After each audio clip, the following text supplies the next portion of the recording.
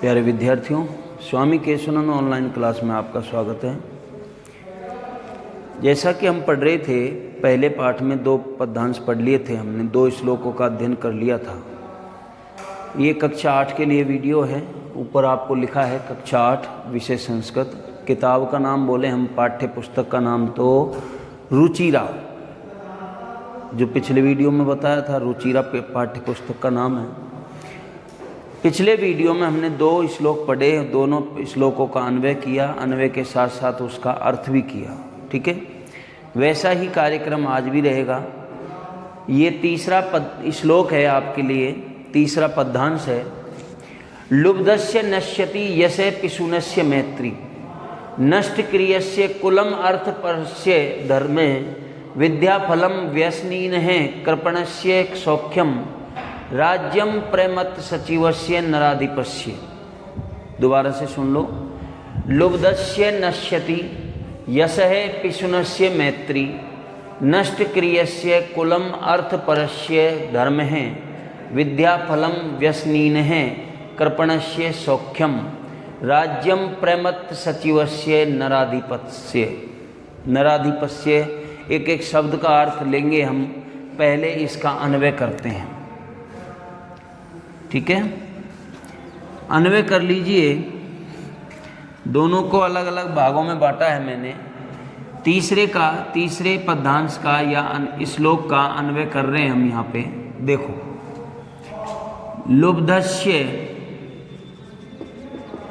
लुब्धस्य यशः, कॉमा लगा दो। पिशुनस्य मैत्री, पिशुनस्य मैत्री, कॉमा लगा दीजिए। नष्ट क्रियस्य कुलम, नष्ट क्रियस्य कुलम अर्थ परस्य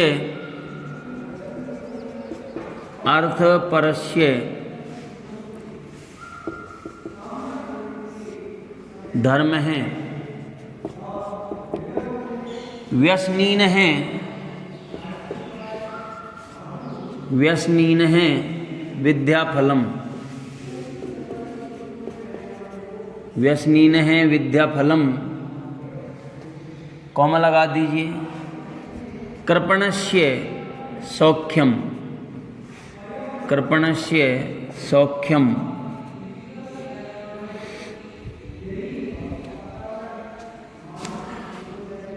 प्रेमत सचिवस्य, प्रेमत्य सचिवस्य, प्रेमत सचिवस्य नराधिपस्य, नराधिपस्य राज्यम नश्यति, राज्यम नश्यति। ये अन्वय हो चुका है। एक एक शब्द का अर्थ सुन लो। इसी श्लोक का, इसी पद्यांश का हमने अन्वय किया है। ये लुब्धस्य, लोभी का, यश, लोभी का यश, चुगलखोर की मित्रता।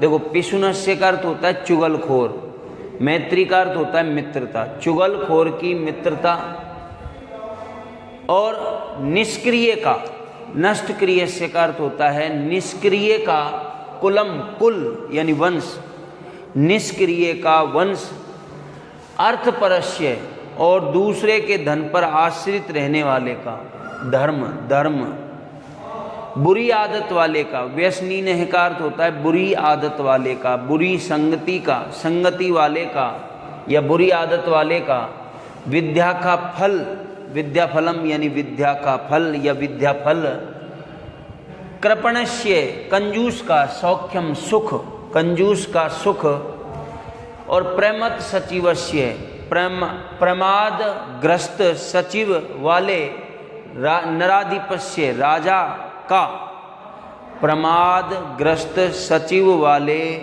राजा का राज्यम, राज्य नश्यति, नष्ट हो जाता है। किसका क्या नष्ट हो जाता है? एक एक शब्द का अर्थ मैंने बताया। लोभी का यश नष्ट हो जाता है, सही बताया। लास्ट में लिख रहा है नष्ट हो जाता है। नश्यति का अर्थ क्या है? नष्ट हो जाता है।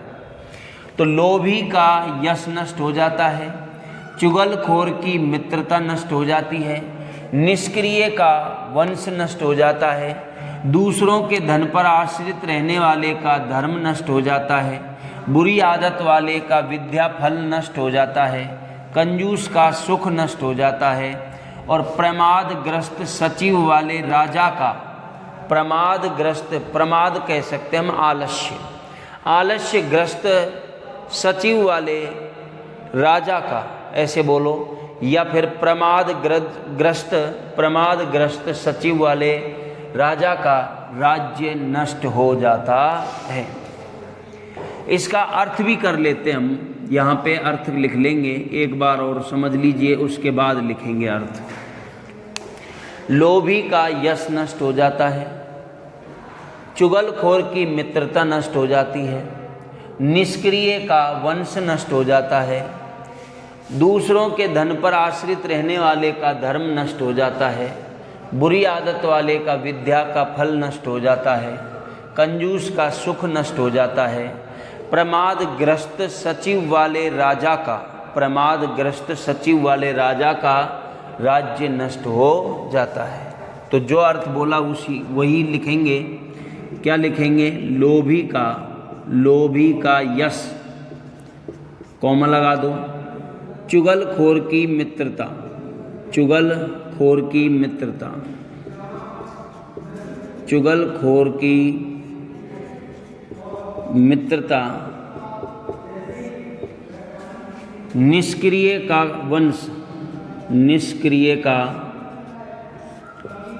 निष्क्रिय का वंश, दूसरों के धन पर आश्रित रहने वाले का, दूसरों के धन पर आश्रित रहने वाले का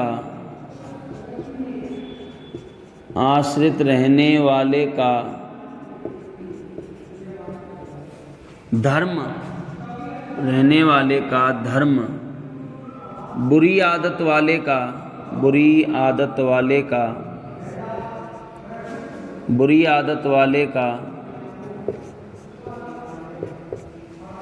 विद्या का फल या विद्या फल, ऐसे बोल दो, विद्या फल, कंजूस का सुख,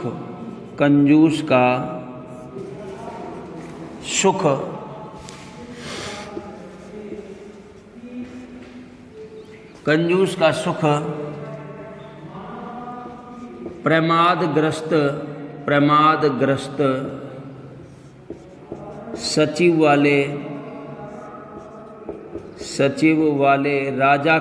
सचिव वाले राजा का राज्य नष्ट हो जाता है, राजा का राज्य नष्ट हो जाता है। ये अर्थ है इस पद्यांश का, इस श्लोक का।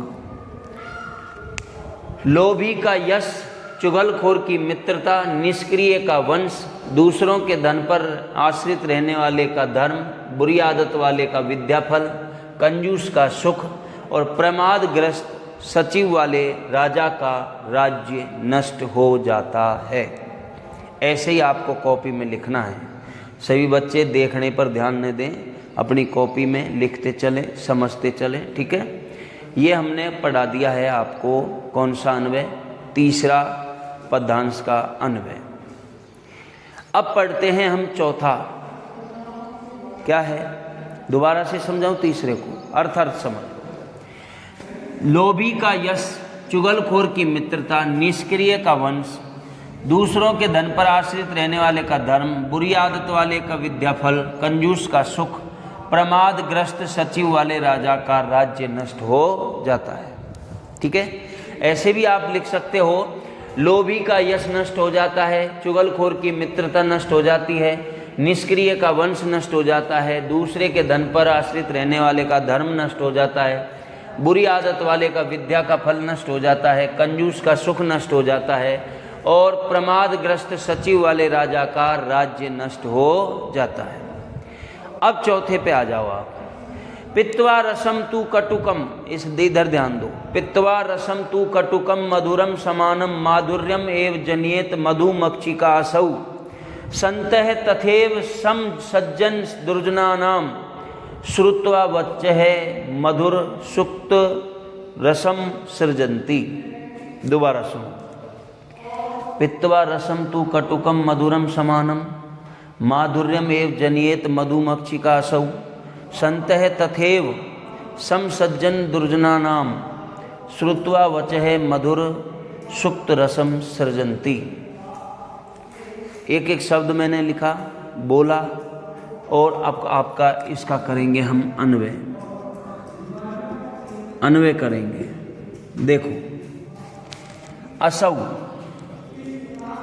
अन्वय कर रहे हैं हम। असौ है कहाँ? ये ला देखो, मधुमक्षिका धनासौ, असौ यहाँ छिपा हुआ है।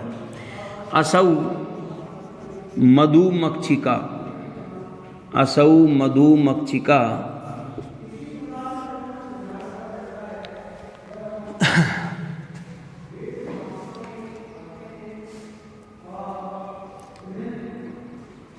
तू कटुकम रसम पित्वा कटुकम रसम मधुरम समानम पित्वा माधुर्यम एव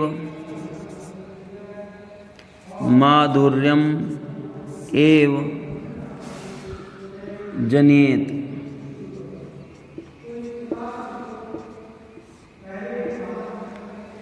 संतः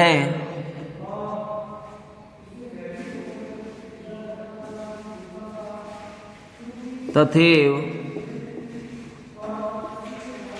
संतः दुर्जनानां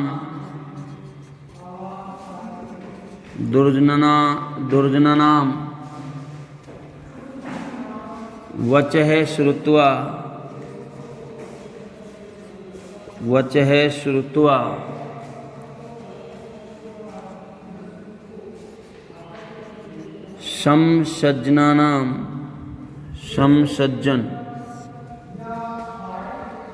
समसज्जन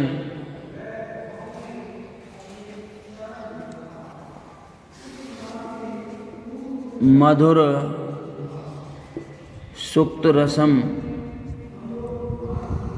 सुक्त रसम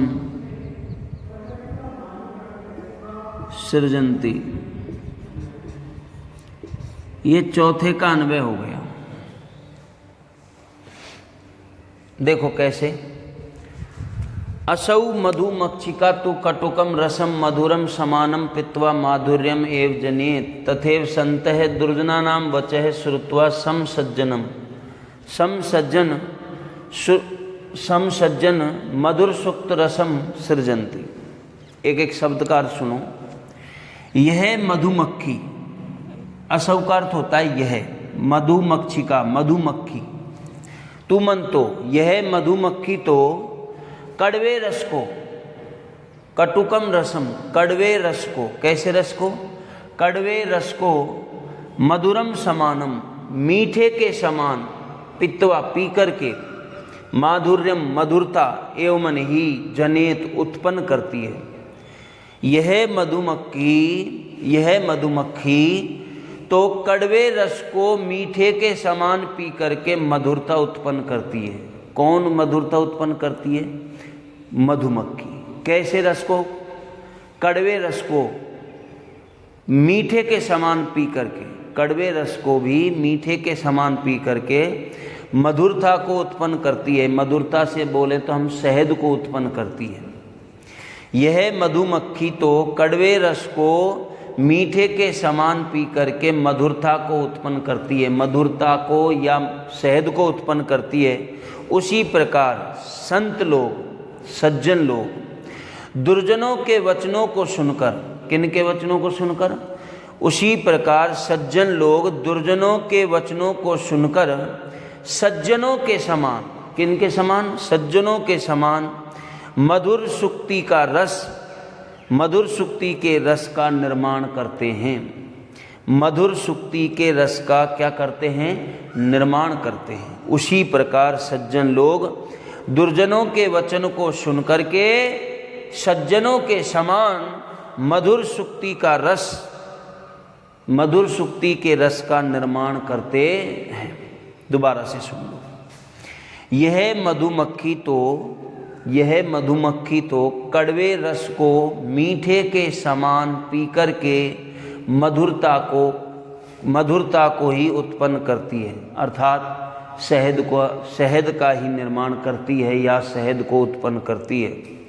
उसी प्रकार सज्जन लोग दुर्जनों के वचनों को सुनकर के सज्जनों के समान मधुर सुक्ति के रस का निर्माण करते हैं। ये अर्थ हो गया इसका। दोबारा सुन लें, लास्ट बार और बता रहा हूँ, फिर उसके बाद लिखाऊंगा। यह मधुमक्खी तो कड़वे रस को, गलत बोल दिया। यह मधुमक्खी तो कड़वे रस को मीठे के समान पी कर के मधुरता को ही उत्पन्न करती है, अर्थात शहद को ही उत्पन्न करती है। उसी प्रकार सज्जन लोग दुर्जनों के वचनों को सुनकर के सज्जनों के समान मधुर सुक्ति के रस का निर्माण करते हैं। ये अर्थ लिखना है हमें, जो आपको मैंने 3 बार अर्थ कर बता दिया। अब अर्थ सुन लो। यहाँ लिखा रहा हूँ मैं, यह जो मैंने अभी बोला था वही अर्थ लिखाऊंगा। यह मधुमक्खी तुमन तो, यह मधुमक्खी तो कड़वे रस को मीठे के समान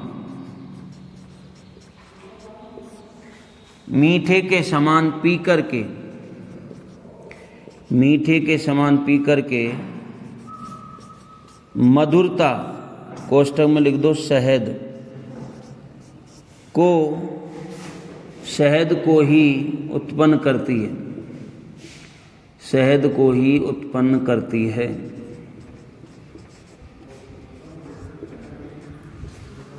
उसी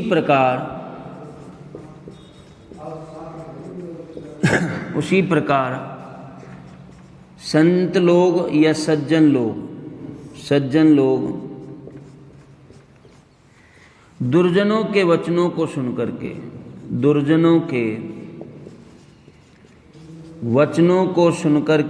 वचनों को सुन करके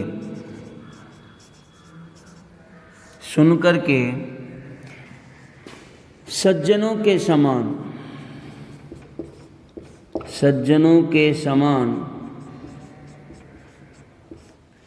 मधुर सुक्ति के रस का,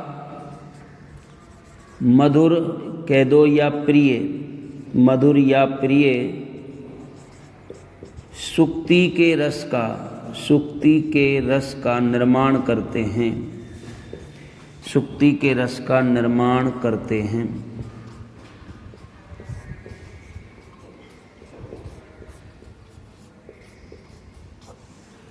लो भाई, अर्थ करवा दिया हमने। यही अर्थ अभी हमने बताया था कि यह मधुमक्खी तो कड़वे रस को मीठे के समान पीकर के मधुरता को ही उत्पन्न करती है। उसी प्रकार संत लोग या सज्जन लोग दुर्जनों के वचनों को सुनकर के सज्जनों के समान मधुर या प्रिय सुक्ति के रस का निर्माण करते हैं। एक लास्ट बार और सुन लो, उसके बाद ये वीडियो का एंड कर देंगे हम, बाकी पढ़ लेंगे नेक्स्ट क्लास में। देखो, यह मधुमक्खी तो कड़वे रस को मीठे के समान पीकर के मधुरता को यानी शहद को ही उत्पन्न करती है। उसी प्रकार संत लोग या सज्जन लोग दुर्जनों के वचनों को सुनकर के सज्जनों के समान मधुर या प्रिय सुक्ति के रस का निर्माण करते हैं। तो यही अर्थ आपको लिख रहा है। तो देख सकते हैं आप, मैंने 2 पद्यांश यानी श्लोकों का अर्थ भी करवाया, अन्वय भी करवाया। तो विद्यार्थियों, आपको भी इसी तरह अन्वय और अर्थ लिखना है, याद भी करना है।